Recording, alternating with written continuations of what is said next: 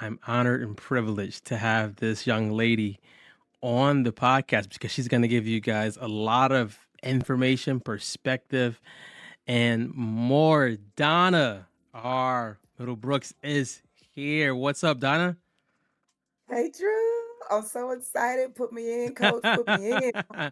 I love it. Now, if you guys can't tell already, her energy is contagious. She's not just positive. This is who she is. So, Donna, how did you get to be so? I would say in a world like we live in today, how did you get to be so positive? Let's see. How did I get to be so positive? Jeez,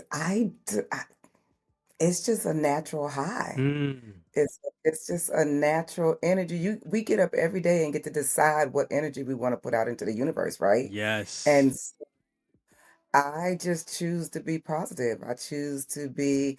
You know what? I think I've always been like this because I recently just came from my high school class reunion, and everybody was just like, "Oh my gosh, you're still the same. Your Wow. energy is still the same." So, and this is I'm gonna date myself, but my 40th high school class reunion, Wow. and we were all sitting there like, "You look the same. Your energy is the same. Oh my gosh, you are still the same person." And I didn't think that, but I received that. So I guess I've always been this Uh, way and even, as an adult, I've chosen to just like I get up every morning and say, God, what we doing today? wow. Let's Well, okay, what so we doing today? with a mindset like that and approaching the day with God, what are we doing today? Do you feel that helps you in business? Oh, absolutely. I am blessed to be able to walk in my ministry. I told you all that when I first met Mhm. you. I get to work in my passion area every day. Everyone has gifts and talents that we were blessed with, but we're not necessarily operating in them. And I get to operate in mine every day. I get to help people, I get to help facilitate people's largest decision in their life, or one of the three largest, I consider it, right? So I think one of the largest decisions you make is who you're going to choose to life with for the rest of your That life, might be the right? second one. So Yeah. who's your significant other going to be? I think second, it becomes when and if we're going to bring children into the world. And then the third is where we're going to land with that Yeah. so location. And so I get to help facilitate people living out their life dreams in the communities that they want to, in the homes that they want to, and even as we go further into building that legacy through real estate. So and I get to look at houses all day, every day, or commercial property, or throw my boots on and walk some land and Yeah. like see the dream. Now, what made you choose this lane out of every any other lane that you could have chosen? Like what made you say, "Hey, I'm gonna do real estate and I'm gonna build a legacy through this lane"? I saw it through the generations in my family. So Mm. uh, we lost my grandfather a few years ago at 100 years of age. God bless. A Um, hundred? Wow. 100. We have centenarians in my family. So my grandfather, when he was starting to get ailing in his late 90s, like 97, 98, he just would always tell us, I'm gonna make it to 100. I'm gonna make it to his 100 because his oldest sister made it to 106. Wow. And so when people ask me how did I get in real estate, I said I was in real estate before the womb, before I was even in the womb, because Sheesh. generational um, generational ownership. And so when my cousins and I were, sitting at the repast and just kind of reminiscing, like, what was my grandfather's legacy? Mhm. We had three words, Drew, three, and it was own the land. That's what our Whoa. grandfather taught us. Own the land. He always told us to go to college, get an education. I did that. I spent time in corporate America, but I always knew to own the land. I always knew to own. So I saw my grandfather own land and have rental properties. I saw my aunts, my uncles, my parents. I was laughing with somebody yesterday. I said I used to sit in the back of my daddy's Riviera on the back seat when we were going around to get the rent, collect the rent. Wow. Didn't even touch nothing. My little legs was just kicking and I was sitting in the back of the car and either he or my mom was going around picking up the rent checks. So okay, so you've seen this like literally from the womb, but what was like young Donna thinking seeing all of these transactions and things happen? Were you thinking like, "Hey, I'm gonna do this when I'm older," or was it just like, "This is just what my parents do"? I don't know that I thought that I would actually be a realtor, Mhm, but I certainly knew that I had to own. Like ownership was the way to sustaining just our level of comfort. mm. I did not grow up rich, but I grew up in middle class America. You know, we grew up in a house. We had a white picket fence, but we had a chain link fence. You know, and so I just knew that in the original house, I can't really remember it, but I don't remember being there, but I remember it being across the street from what my parents tell me. And from the house, they had a rental in a three-family house in Mhm, New Jersey. And they moved across the street when they bought the three-family across the street. And so then we stayed on the first floor and had tenants on the second and third. I remember my mom figuring out a way back in the day to make that loft into something. I know somebody ended up being up on that fourth mm. level. So there was somebody in that loft. And The then attic eventually part, right? this chick was a beast. Well, still is because my mom is still with us. But then she carved out space in the basement. And then when we moved to a single family home, of course, we maintained that home. So now all of those levels were rented. And as I watched my parents grow, my dad was an entrepreneur, owned a trucking business. I come from a family of truckers and trucking businesses. um, I just knew ownership. Like I knew you had to be an entrepreneur, you had to Mm, own, and college was never a debate or an option. You had to go to college because you had to learn how to manage your business. mhm. So yeah, of course, my major was business management. Wow. I just knew that wherever I landed to get residual income coming into my house was going to be through real estate. Ooh. Donna, what's something with all of that that you've like learned the hard way that you wish people could understand now? It's never too young to start. Wow. I tell it's never too young. I wish I'd have started even earlier as far as my ownership journey. So when I'm meeting with my young clients, I just placed a client 27 years old last Friday in her first townhome. I have Mm, clients young in their 20s that I wish I had started earlier to buy the first condo because I tell them it's your first house, not your last house. We're mm, building wealth here, we're building legacy. mm. So build something that yes, you can live in and be comfortable in, but it doesn't have to be the dream. Like it doesn't have to check all the My boxes. What God. it needs to check is the temporary box because you're gonna be here 5 years or less. 2 years or less if we can make this thing work right. Ooh. Because depending on the loan that you're in, then you just have to stay in a FHA loan for like a year and then we can move on. So I want you to be able to look at this from the rental perspective. So when my clients are buying condos or townhomes, Mhm. I'm making sure there's no rental restrictions because I know this getting ready to be rental because this is the first legacy Whoa, house that wait, we wait, built. wait, wait, wait. Back up, back up. Tell the people more about that because I don't think people are coming into that type of agreement thinking that there's a possibility I can rent because they might be thinking already they're not going to let me rent it out, so I'm going to just stay here forever. Tell me about that. So that's why I come in initially looking at it from that perspective, Mm, right? Because we've already had a buyer consult, an investor consult. I do that with all clients. We just not getting in a vehicle and riding without any intentionality. mhm, So I need to understand purpose and your purpose. And if your purpose isn't there, I'm working with a young kid right now, 22 years old. His mom is like a sister mentee of mine. And he's getting ready to come out and be a reservist and coming out of the military. And so his base is different when you're a reservist. And so his baseline to start, he still gets access to a VA loan, but the VA loan is different depending on your years of service and, did you serve downrange or whatever the case. That's a whole nother okay, story, right? okay. But he's 22 years old. So he calls me and he says, Miss Donna, I want to buy when I come out. I said, cool. So he started telling me what he wanted to buy and what he felt like was affordability. And I said, let's twist this conversation a little bit. Can I plant some seeds for you? Can we talk about maybe spending a little bit more money and maybe you buy a duplex or a tri or a quad and you live in one side and we get some tenants on the other side. Maybe we buy a ranch on a basement so that we can have hopefully a finished basement and we can put a tenant downstairs in the lower level.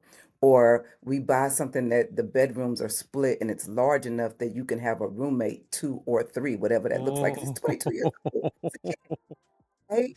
But again, Whoa. this is his house, and what we're not going to do is operate in fear. Mhm. Not gonna operate in fear because you're positioned to be able to purchase. Where And did that come so from? That where did this mindset come from that I'm gonna plant these seeds in these people so that they could actually go and prosper than just making a quick sale? so I learned my gifts early at when I first moved to Atlanta. I'm a Jersey girl, Mhm. but when I first moved to Atlanta, my first home church, we did our gift assessments. And my gift areas are facilitation and administration. I get Ah, so much joy out of facilitating other people's gift. I get way more excited seeing you on the stage and I'm sitting in the corner like this. Donna, Come those are my 2 gifts on. Are from they? that assessment. Come on, Drew. Come on. Those are my 2 My gifts, yeah. my gifts are facilitation and administration. And so for people that are very visionary, they don't necessarily know how to Mhm, make the map mhm, or design. They're just big picture way over here. And so for me, I get to come in and say, okay, well, here's the steps that we need to take to get there. And so knowing that, which a lot of people don't. So if your listeners out there, your viewers out there don't know, please go take a gift questionnaire somewhere. yeah, yeah, Like sure Drew can drop one somewhere, mhm, but take a gift, even if and of course we did ours through the church, which was a spiritual gift assessment, mhm, but it's still you, it's your personality. I've taken numerous personality, tests from corporate America to even when I'm in real estate to assess my personality and my learning style and my gifting mhm. style and my working style and all of that stuff, right? So we all know that, but do people apply it? No, no, and it actually Think, helps you. I say if you know the areas you're gifted in, you know how to not manipulate, you know how to help you know how to people who are around. navigate. Yeah, you gotta navigate with people who are around you and how you can actually be a blessing to them and more. Yes. But Yes. I like that. So when Go ahead. I was gonna say when I can come back, like the young lady I told you I just placed on Friday, Mhm. she's third gen for me in that family because I have placed her aunt, who was one of my original clients from 20 years ago, in her first house, her second house. We built the third house that her and her husband and her family Ooh. now live in. I have placed the grandparents in the house. I have placed other aunts and uncles. I have placed the in-laws. Like that entire family has been a blessing. Like her parents, when her dad retired from the Marines and moved here, the sister said, my brother is finally moving and they're relocating to Atlanta. So I planted them in their house 4 years ago. Wow. And now that she's relocated to Atlanta, the dad calls me and says, she's ready. And I was like, well, let's go. So that's third generation in a family. Wow. Come on. So And I only 20 years. it sounds like, the Bible talks a lot about, you know, um ownership, um, him giving us land and things like that. It sounds a lot more like you're not helping people just get land, but you're helping generations actually thrive. Like I'm from a generation where I've seen none of that. Mm, Where it's the complete opposite, where my mom did all she could or what she knew, but mhm. we didn't see like the houses and things like that. Like Yeah. we didn't think ownership was possible because of poverty. So how would you talk to somebody who's like, "Hey Donna, I've never seen that, but I'm open to learning." How could you bridge a gap with that? I think again, the fact that I operate in my gift areas, I operate in my ministry. I tell people I'm not scared to tell you that I'm operating in my ministry. Mhm. And so once we're clear on that, then I think people receive the message differently Mhm. because I'm speaking to you. Hopefully, I'm planting seeds and you're acknowledging the wisdom and the fact, like I don't believe in coincidence, happenstance, or circumstance. Just Mm-mm. think about how we met, Yeah. right? Yeah, yeah. You know, just think about how we met and how you all met the person that introduced us. Mhm. Yeah, no, yeah. You see what I'm saying? So there's no coincidence. So once we all realize that our paths were supposed to cross and intersect, then the onus is on us to figure out why. So I always tell people the onus is on why. So I know, like when you posted and said I'm looking for people, I was like, well, how sister get on? I mean, come on. Like, what? And so we have to figure out why people are planted in our Hmm. lives. And so when I explain it to people that way, then their ears are open differently, right? Their eyes see differently because we're now having a conversation about building that generational wealth. And what does that look like? Well, it starts here with this first seed. Hmm. We got to plant this first seed. And how do we plant that? And what does that look like for you and your family? Um, and nobody's ever had that conversation with them. And so I am continually meeting people through many walks of life that have never owned and never seen ownership in their family. But that doesn't mean you can't break that cycle. And it's a Stronghold. cycle. That's a cycle. So Hmm. you can break the cycle. Somebody gonna raise their hand, step up and break the cycle. And that's you. Tag you're in. So you're like what I'm hearing or what I'm sensing and seeing. You're like also a midwife for people breaking cycles in this area. So I do a lot of advocacy and volunteer work in the community. Years and years ago, I was teaching a class, or I'm sorry, I was in as a guest through JA, Junior Achievement, and we were talking about businesses, and I was explaining to them what I did. This is way back in my corporate career, so this is over 20 years ago. I was in my corporate career, and I always used to bring a puzzle in because at that time I was a project manager and managed teams of project managers. And so I would bring a puzzle in, and they were like, "So what do you do?" And I was like, "So see this puzzle? You see this piece and this piece?" I'd bring a small puzzle, this piece, and they put the puzzle together, and they said, "So?" I said, "So I see how you took this piece and it connected here, and you took this piece and it connected here, and now we have a whole puzzle." That's what I do. Hmm. I connect pieces. I connect. So when some people say connect the dots, I connect the Hmm. puzzle piece. And every piece on a puzzle is a little uniquely different. But once you connect them, once they click and you have them Woo. in their proper Woo. place, you get this beautiful picture. And so one of the little boys in the class, he said, "What do you do?" I said, "I help facilitate people's dreams." And I'm sure I didn't say facilitate But at it that sounds time. amazing. It But sounds amazing. so at that time, the little boy said, "So you like a lady dream weaver?" Whoa. I'm leaving the Whoa. It is. So look at my Like, shirt, look at that. Lady Dreamweaver. I have kept that for over 20 years Wow. because he nicknamed me. I said, "You're right. My job is to facilitate your dream. And how do I do that? How do I administer that? How do I hear your dream?" And I've always told people, if you're not ready to accomplish what God has in plan for you, don't tell me. Mhm. Because I had to learn to not fight for people's dreams harder than they were fighting for 'em My themselves. God. 'Cause I'm such a My I'm God. like, "What? On a barbershop? Let's go. What you gotta do? You finished school yet? Yeah. Okay. You been looking at properties? Do you need to mentor under somebody? Let me see who I know." Yeah. Right? So how do we That's do a that? hard place. That's a hard place because I put something out yesterday on social media, and I said, if I give you an idea for your business and you're asking me if I give you at least 3 ideas and you don't do them, I'm gonna go give them to your competitors. And There's that because now, like, you're now saying, "I want this," and I'm showing you and helping you see it is possible with some steps. It may not happen tomorrow, but there's some steps. What would you say yeah, what would you say in Donna's early years of getting into this? What would you have changed with the wisdom you have now versus the wisdom you might not have when you first got into this? systems. Hmm. I came I mean, as a project manager, I came from systems, right? And process flows and all that. And so when I came into real estate, I was like, "Oh, I got all this freedom." You can just make up your own schedule and time and just do things the way you want to do them.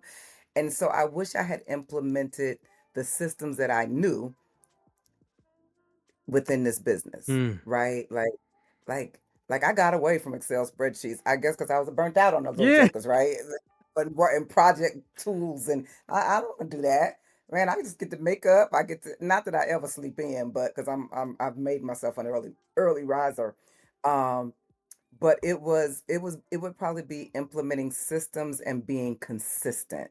I've always been successful in this business, but I think I could be or could have been more successful earlier had I have just done the systems and repeated them, because that's what systems are. What kind of systems would you say you could have taken advantage of? So spreadsheets, a CRM, as a Mhm. customer relationship management tool. I was probably 5 years in the game before I started like realizing that I knew my relationships were important, because one of the first things I did was I sent a blast email out, say, hey y'all, got my license. Anybody want help looking for some investment properties? Because that's the main reason I got mine. Let me know. And folks started calling me, like, Donna, I think I want to sell my house. Oh, okay. Donna, I want to go look at some houses. Oh no, that's not what I'm doing. I'm here for the. I mean, seriously, I was in denial. I was like, no, no, no, no, no. I'm not getting in no car, driving nobody around, looking for no houses. We're not doing that. I was totally in denial with what this looks like. I was like, no, no, no. I only got this for investments. If you want to do some investments, then we can go look at that. I can walk you through the process. And that's what we're going to do. And I woke up after my first year of business, and I had checked all the boxes from my broker. And I was sitting in this awards luncheon, and I was like, so how did this happen? How did I get here? Wow. And I mean, at the special dinner, at the special table for those that have done it in an accelerated, you know, pattern. And I'm like, hmm, Wow. okay, well, maybe there's something to taking people around in cars. Maybe there's something to embracing this a little bit, and I've always been hungry for education. And so for me, I soak up data as much as I can, because I believe a lot of times we're in rooms that other people will never be in. I like that. And if my gift is facilitation and administration, I'm in this room. I'm sitting here on this podcast with you to help trigger something for somebody else. Mhm. I'm a Mhm. conduit, as Pastor tells me. He's like, Donna, you're just like a conduit. I'm here to receive the information for it to flow through me to get to you, Mhm. because you have been in that room.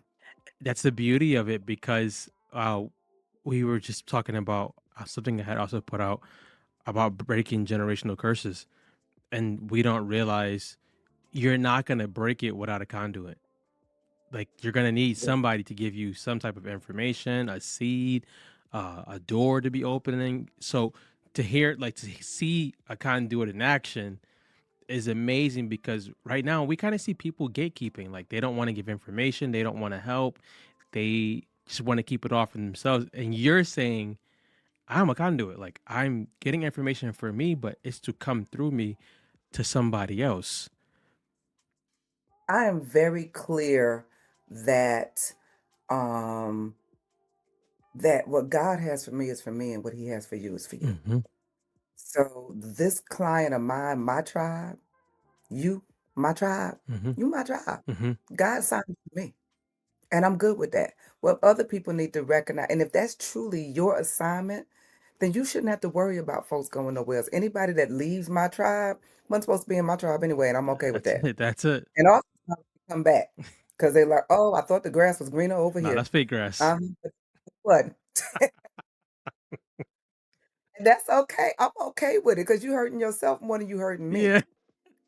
So I think that's that whole perspective thing.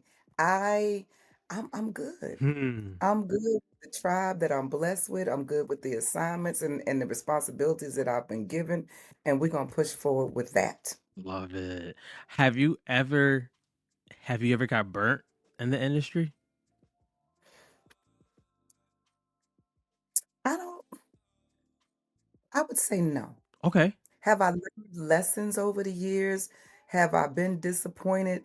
Um, but I'm blessed enough that my dad taught me early on. He said, Donna, he said, and this is something I guess because my dad got burnt. And so he taught me, he said, Donna, you will always, I have high expectations of people. Mm, And one thing he taught me was you cannot expect people to be you. You have to accept people for who they are. Because mhm, I used to get my feelings hurt because I'm thinking, well, why wouldn't they do this? I would do this for them. Why wouldn't they do mm, that? I mean, I'm going down four flat tires, like I'm on the team. But everybody is, that's not their personality. And I was expecting them to be like me. And so I was fortunate enough to, that was one of the last lessons my dad taught me before I lost him. And I have held on to that, that I accept people where they are. I have a auntie that tells people, she's been in HR forever, retired now, but she used to tell us, um, people are operating at their capacity. If they had a desire to operate above that capacity, they would. And at the point that you come into their life mm. and give them an opportunity to operate above their capacity, and they choose not to, that is their God given right and choice. And Ooh, so when that choice, you got to be okay with it and allow them to go through the consequences of that choice. ooh, my lord. But it's hard though for those of us that are facilitators and administrators, Mhm. right? It's hard because you want them to be successful, you want them to succeed. Like I want you to live your best dream, You don't. Not at the but you moment. don't. Not at the moment. And I have to be okay with that because we get burnt out. Mhm. We get burnt out trying to help you facilitate your dream. And you're not even ready for your dream yet. And I'm sitting here wondering, like, what am I doing here? And I had to pull up. How I do had you to pull up. how do you now, with having years in the game, years of spiritual wisdom and natural wisdom, how can you now point out if somebody's ready for their dream or they're just talking? You already said it. If I've given you, and this I guess is the unbiblical side, right? Because the Bible tells us. But I'm like, my mama used to, my punishment used to be, we played baseball, which I hate the sport to this day. Because it was like you get three strikes, you get four balls and you get three strikes, and then punishment coming, right? Which is probably why I do not like this game to this day. And so if I've given you, your three strikes and your four balls, and you still, that's seven. Seven is completion. I've given you seven opportunities and you still ain't grab a hold of nothing. Let me move on because there's somebody out there that is going to move. It's going to move.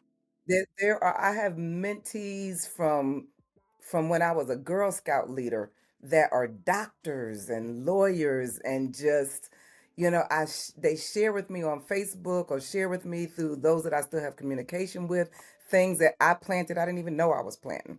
Or you know how you get that random message from somebody and you just like, I had no idea I had this impact.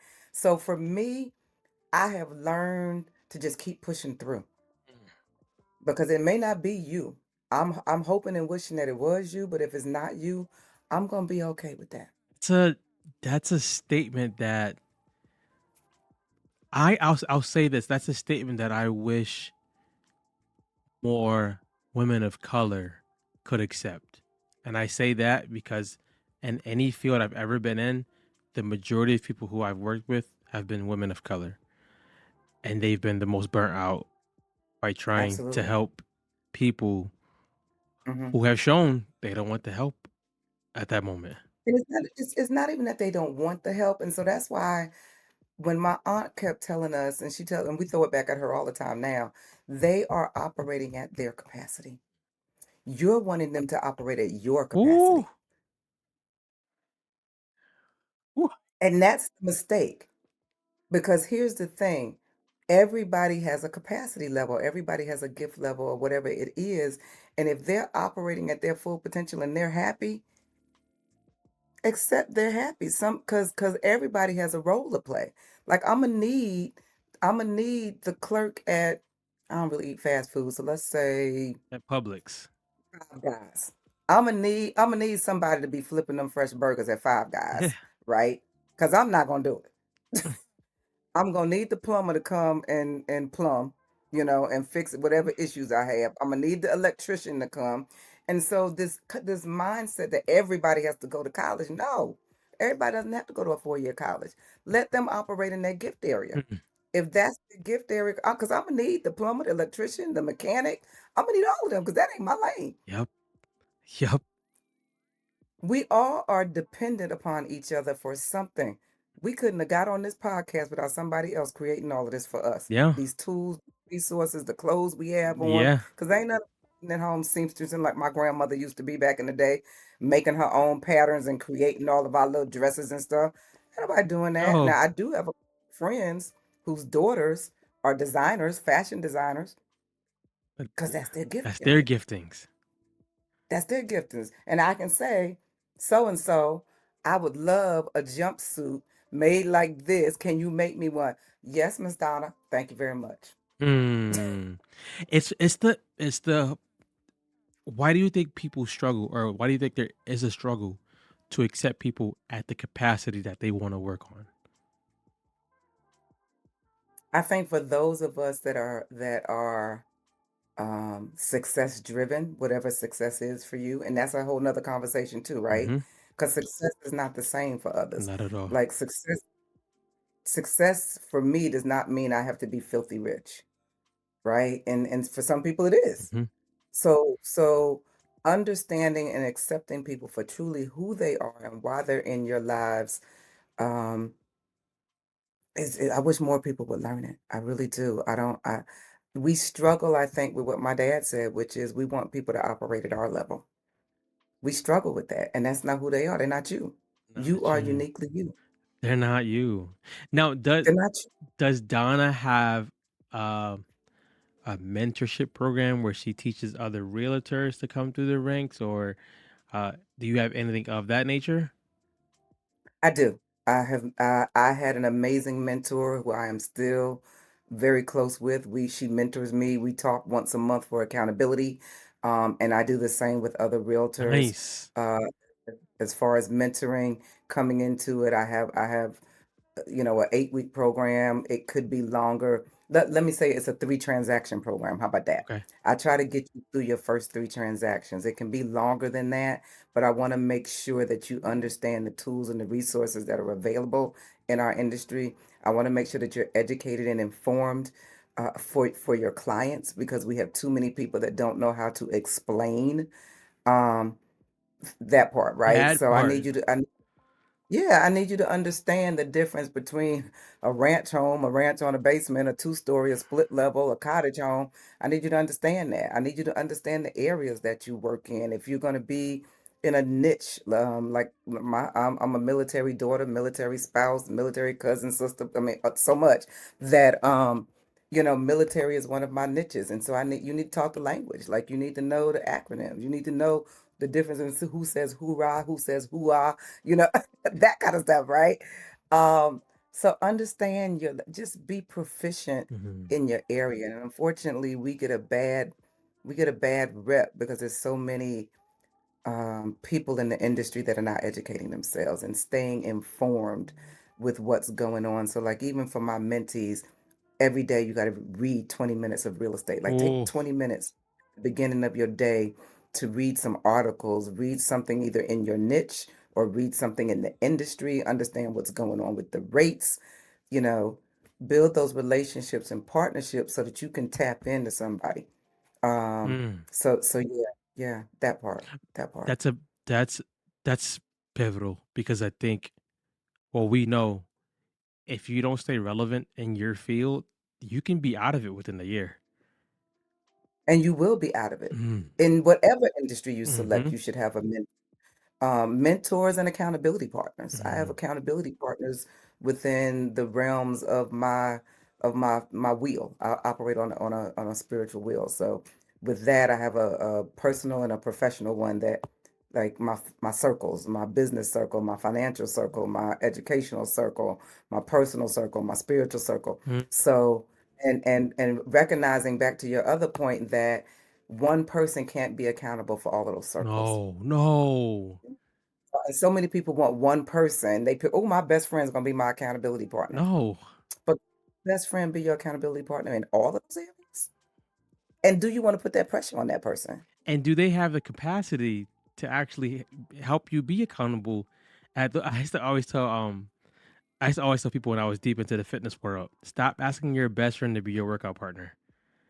They're Correct. gonna be the first person to let you know you can slide today. You had a long night. Yeah, like my prayer partner who I was just telling you about earlier, she's my accountability for fitness because she's a beast. So not only is she a prayer partner, but she a beast. I'm like, oh my gosh, if she got up and I got to go. Yeah. I gotta get up. So when we talk every Friday, how often did you work out this week? What did you do? Mm. Did you like, Mm. but so even though she's my prayer partner, she's not necessarily she's not my spiritual accountability partner, right? But she is my fitness accountability partner, Mhm. and we have some prayer time. And so you need people like, how can I expect my fitness accountability partner to push me in business when she's not even a business owner? She's not a business o I think that's where we get it wrong, though. She's not even a business owner. And I tell people also, I said, so when you're talking about legacy building and wealth building, I need you to have wealth. Mm. Like my wealth accountability partner is a multimillionaire They should not be because, lower than right, how you gonna teach me to be a millionaire if you're not a millionaire or a multimillionaire? If you're not one, 'Cause you you're not know, teaching like anymore, you're guessing. you're guessing. You are regurgitating what you read in a book somewhere. Mhm. And not necessarily applying, and that's good. Book knowledge is good. Give me the references. I'm gonna read the books. I'm gonna listen to the podcast. But ultimately, I need you to be at the level I'm trying to get to because you've got the roadmap. I just need to duplicate that. But if you learning along with me, No, we're friends, we're not exactly, we're friends. We're friends. We not you we not we no, I don't need friends on this trip. I got friends. Yeah, I need Friends. pushers or people who are gonna help me. What would Correct. the last few questions, what book would you recommend to someone who says, "Hey, I wanna really get into legacy building." What book would you recommend to them? So I give a couple of books out to my clients depending on their personality. Okay. Um, The Richest Man in Babylon. That's an amazing book. It's such a simple read. Amazing book. I give it out to all of my first time home buyers. Mhm. The Richest Man in Babylon. So Richest Man in Babylon, if it's a person that's an entrepreneur, there's a book called The E Myth. Michael Gerber, Um, Michael Gerber, yeah. I love that book. right. And so you read the E Myth. Oh God, I'm sitting here looking at my bookshelf, right? Like, my top go-tos would be those 2. I have another one that is a marketing book. I can't see it from here, so I can't think of the name of it, but it's a marketing book that pushes you on the different segments and stages of marketing, to just make sure you're covering all of the sectors. Mhm. For some reason, it's escaping my mind right now, but You know who it's yeah. by? Uh, I'm looking, I'm trying to see it. Imma give it to you. You'll have it so you can drop it Alright. with I'll make sure you have it. I can't see it right now. For some reason, it is total. I don't want to go off camera. Yeah. It's totally escaping my mind. But I'm looking at the side cover of it right now. Duct tape marketing. It's called duct tape Oh, marketing. I never heard of that one. It's duct. I can't see the author, but it's duct tape marketing. So those are my top three: The Richest Man in Babylon, The E Myth for entrepreneurs, and duct tape marketing for anybody that's creating a brand. Mhm. It's an old book, but it talks to you about the different segments in regards to making sure. And you know what duct tape does? Duct tape just sticks and holds everything, Mhm. right? And when I tell you, yeah, it's my go-to book. I mean, it's got so many tabs in it and highlights and yeah, Yeah. also, The oldest but goodies gets it in. yeah, Richest Man yeah. in Babylon is an older book. Yeah, yeah. Oh, absolutely. I mean, that book is ancient. What would you say Yeah. our last question for the day? Okay, Donna is on a stage in front of 20,000 people. What's the message that she leaves with these people? It can be spiritual, entrepreneurial, relational, whatever you want it to be. But there's 20,000 people sitting there, edge of their seat. What's the message that you give them? If you are not operating in your gift area, you are selling yourself short. Mm. You must operate in your gift area because your gift, I had a deacon tell me many years ago, your gifts and talents are what God has given you to operate in this life. And if you don't operate in that gift area, not only you're doing yourself a disservice, you're doing your community a disservice. Mm. Because we all are dependent upon each other. So when you operate in your gift area, whatever that is, I think the old adage is about if you work in your passion area, you don't ever have to worry about hating your job and working another day Mhm. because it's not work, It's right? You passion, love what you're yeah. doing, and so it's passion area. So operate in your gift area because your gift area will take you to the successes of your dreams. Now, Donna, please tell me you have your own podcast. I do not. You know what? I keep saying I'm going to do one. I just love chatting with everybody else. I feel like, yes, I could bring people, and I have done podcasts over the Mhm. years. Um, I don't know. I may do another one. I mean, it's been kind of in the back of my mind, but I feel like I literally just reached out to another friend that was at the high school reunion and said, "Hey, I want to get on your podcast." Right now, I want to get to your audiences and share like I love it. if you haven't been thinking about this, you need to be. You know what? So You I know what though? I respect that. I love that. But I would love taking a 10-minute drive and hear Donna give some nuggets about life and generational wealth and legacy, even if it's like just 5-minute podcast episodes. Because I'm gonna take that and do that. I'm gonna take that because and receive. I think we can get so overwhelmed by the subject, and like our podcast is hard to listen to for most people. Like you and I Mhm, probably could, because we love learning. But mhm, just hearing like a 5 to 10 minute, like just packed with nuggets, real life nuggets and mhm. stories once a week, I think that could be amazing. I received that. I received that because I do. I've done different variations. I've joined.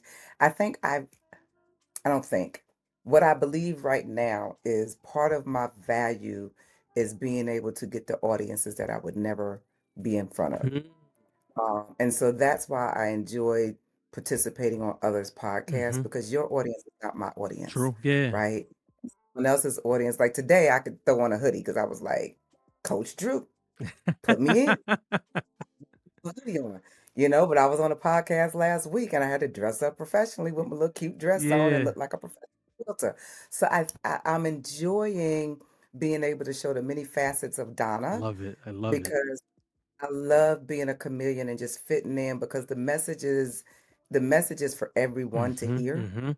And so Drew's audience is different than the audience from last week and different from the audience I'm gonna be on next week. Yeah. And if I can drop a nugget that some of your viewers come back and be like, that Donna, she done lit a fire in me, and you come back and say, Drew, you come back and say, Donna, I got 3 calls and they told me they getting ready to start their business or they Look at getting ready to that. buy some No, real estate. yeah, absolutely. You see what I'm saying? Then that's my joy. I love it. You guys are witnessing, you witnessed through this episode, a woman working in her giftings. Donna, where could they follow you at if they wanted to follow you on social media, or they wanted to actually do business with you? Where could they do that at? Yeah, so it's on Instagram and Facebook. I'm Donna Sells the Dream. So Donna Sells the Dream on Instagram and on Facebook. It's just my full name on LinkedIn, Donna Middlebrooks. I think it says Donna Shaw Middlebrooks, my maiden name, because so many people know me by my maiden name. Mhm. So I think it says Donna Shaw Middlebrooks on LinkedIn, and then email me, DM me, text me, call me. My email is Donna R Middlebrooks at gmail.com. That's Donna R Middlebrooks at gmail.com. And yes, I still give out my number. I So love it. 770 I love it. 314 6059. I answer the phone. I always tell they be like, "Oh my God, I'm surprised you answered the phone." Well, I'm in real estate. I need to answer my I gotta phone because I answer. never know what. Yeah, I gotta answer the phone. So, and if I can't talk, I don't answer the phone. Leave a message, leave a text, and I'm gonna get back to you. I love it. Well, Donna, it was my pleasure having you. I'm pretty sure we'll talk again, and we'll make sure people get to learn and do business with you. So thank you for coming. Thank you so much for the invite. I am so excited to be on Coach Drew's show. Y'all, this man is a wealth of wisdom Oh, thank himself. you. Thank So you. I thank you. It has been an honor and a privilege to be able to share with you. All right. We'll see you later, Donna.